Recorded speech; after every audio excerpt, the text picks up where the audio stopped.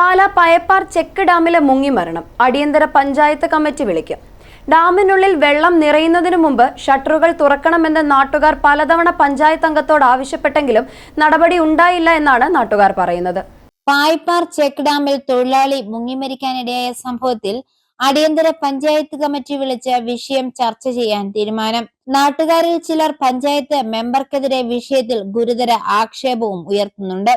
പ്രദേശത്തെ കുടുംബങ്ങൾ പഞ്ചായത്ത് അംഗത്തെ നേരിൽ കണ്ട് ആവശ്യപ്പെട്ടിട്ടും ഡാം തുറക്കാൻ നടപടി സ്വീകരിച്ചില്ലെന്നാണ് ആരോപണം. പായപ്പാർ ഉറുമ്പിൽ ജോസഫ് സ്കറിയ കഴിഞ്ഞയാഴ്ചയാണ് പായപ്പാർ കവറുമുണ്ട ചെക്ക് ഡാമിലെ ഷട്ടർ ഉയർത്തുന്നതിനിടെ മുങ്ങി മരിച്ചത്. പഞ്ചായത്ത് അധികാരികളുടെ ഭാഗത്തു നിന്നുണ്ടായ അലംഭാവമാണ് രാജു ഡാമിന്റെ ഷട്ടറുകളിൽ കുടുങ്ങി മരിക്കാൻ ഇടയായതെന്നാണ് ആരോപണം.